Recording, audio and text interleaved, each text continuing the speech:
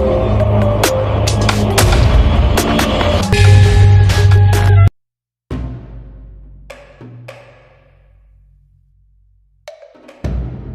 Napak Tilas akan mencoba menelusuri jejak situs tersebut. Simak liputannya hanya di channel Napak Tilas. Jangan lupa like, komen, share, dan subscribe.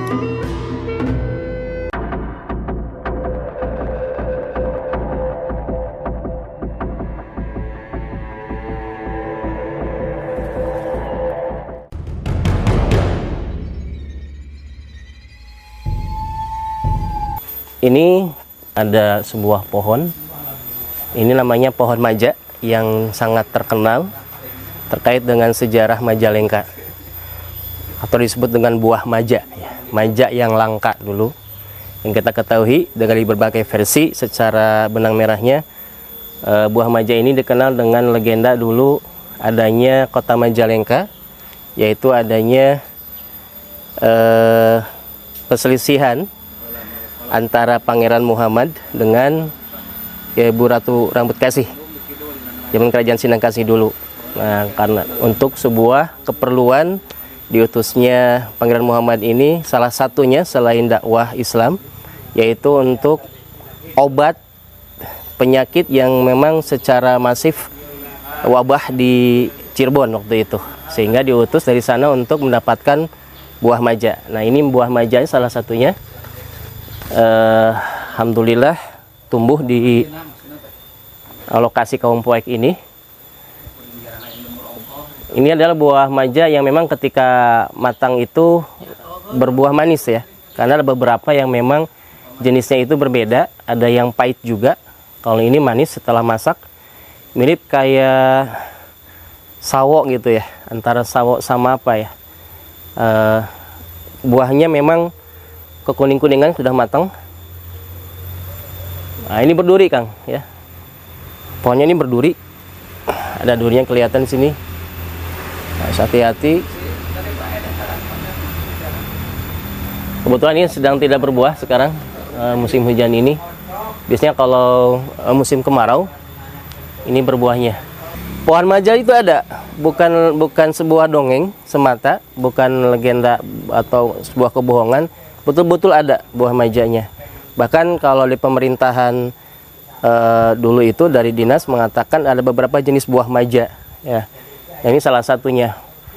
Dan yang lain ada yang mengatakan buah apa tuh, bernuk apa ya, itu juga sebagai buah maja yang pahit, makanya maja pahit.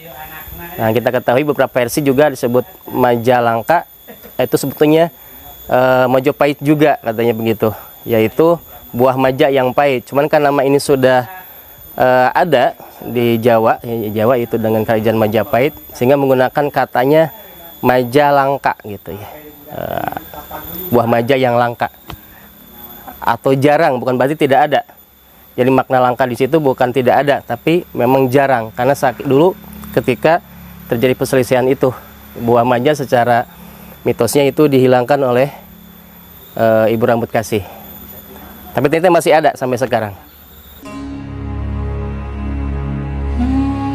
Sahabat Napak Tilas, kenapa Kaung Poek disebut dengan nama Kaung dan Poek? Kaung itu pohon enau ya, atau pohon kolang-kaling kalau bahasa sini.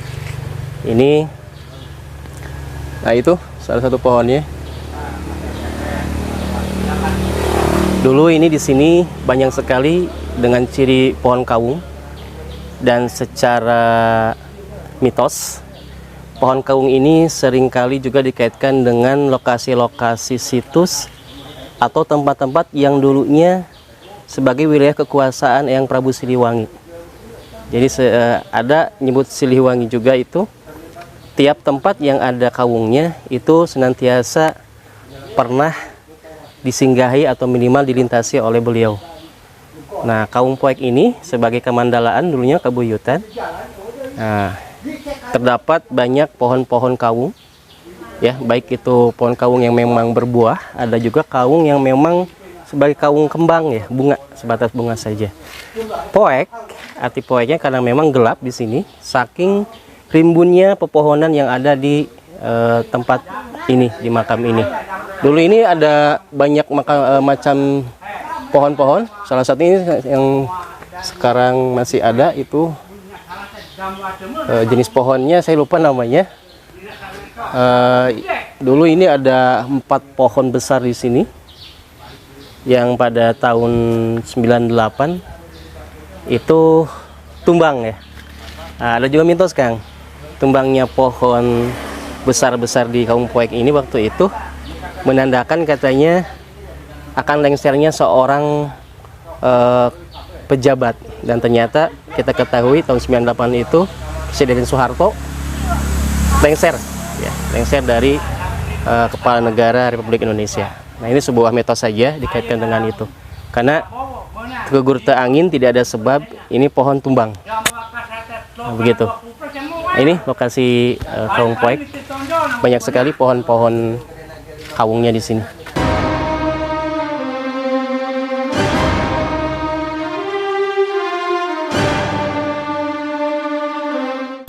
Baik sahabat, kita selanjutnya ke lokasi makam buyut Kanoman Pamutusan yang berada di sebelah barat dari Mbah Haji Luhung. Kita menuju ke sana. Assalamualaikum warahmatullahi wabarakatuh.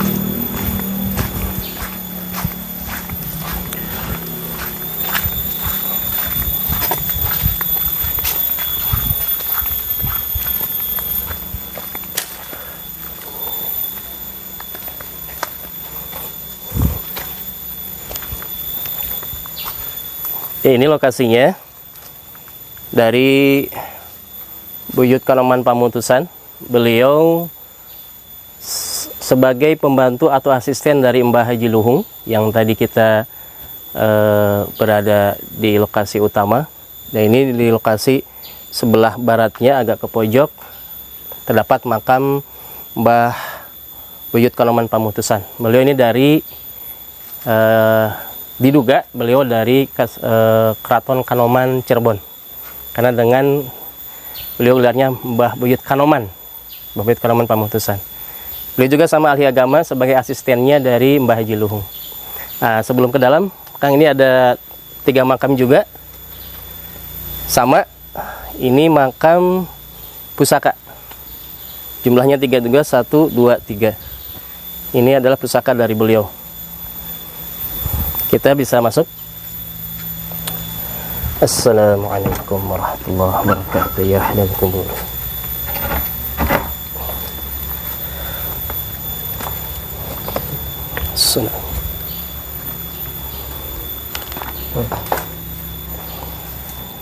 Ini kondisi makam Mbah Buyut Kanoman Pamutusan.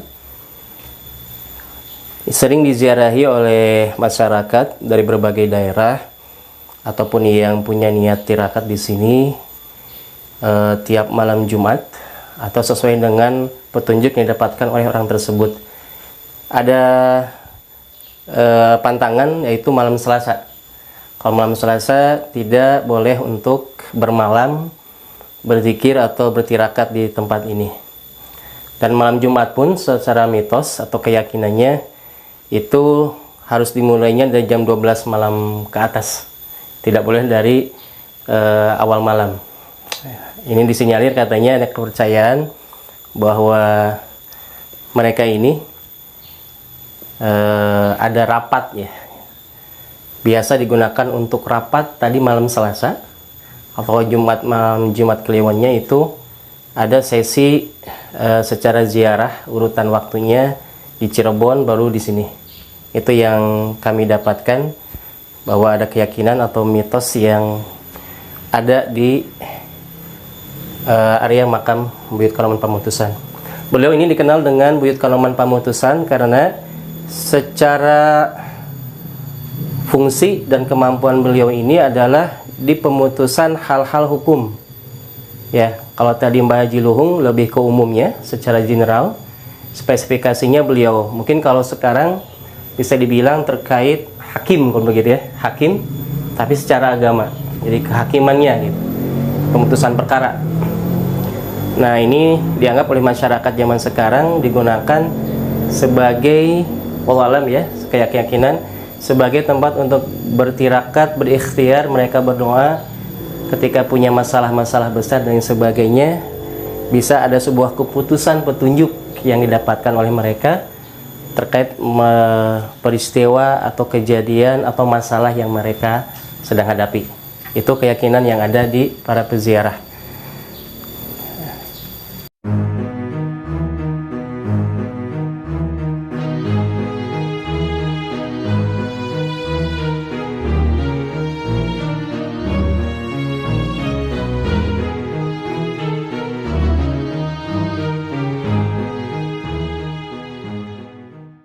Kita sampai sekarang belum mendapatkan nama aslinya siapa, ya, belum mendapatkan.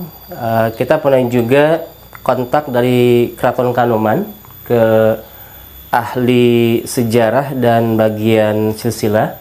Kita pun belum mendapatkan jawaban respon siapa sesungguhnya beliau ini di zamannya, secara tertulis namanya siapa, kemudian dari Cirebonnya, Kanomannya keturunan dari siapa. Tapi yang jelas ini memang sudah menjadi pengetahuan umum masyarakat di Cigasong atau Simpeureuem ini. Beliau adalah pembantunya dari Mbah Haji Luhung dari Cirebon, atau lebih tepatnya dari Kanoman, Cirebon.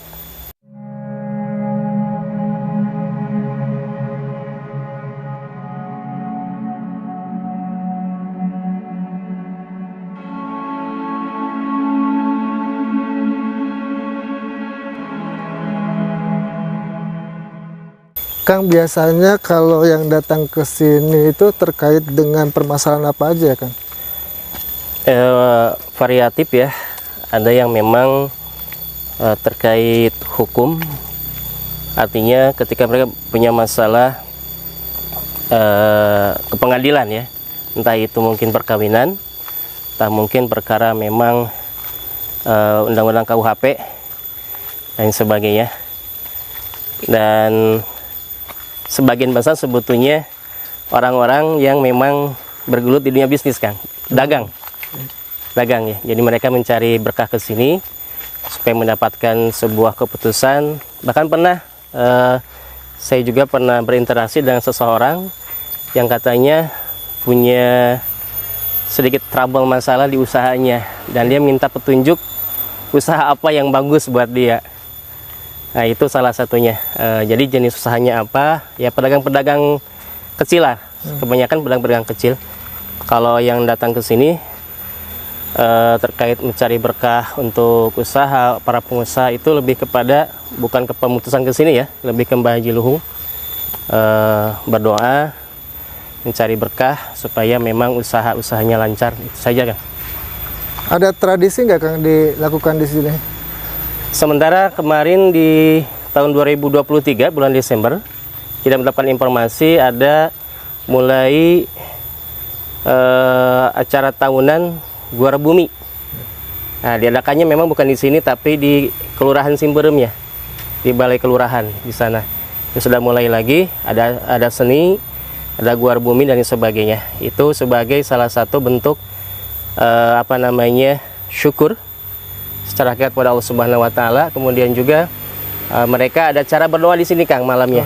Malamnya ya? Iya, malamnya di sini dulu berdoa dari seluruh perangkat desa, perangkat RT, RW dan tokoh-tokoh masyarakat. Mereka berdoa bersama di lokasi makam Mbah Haji Luhung ini. Gitu, Kang. Oke, sahabat Napak Tilas, cukup sekian ya liputan kali ini di situs makam Mbah Buyut Kanoman Pabutusan. Kita akan coba eksplor ya situs-situs lainnya yang ada di Majalengka.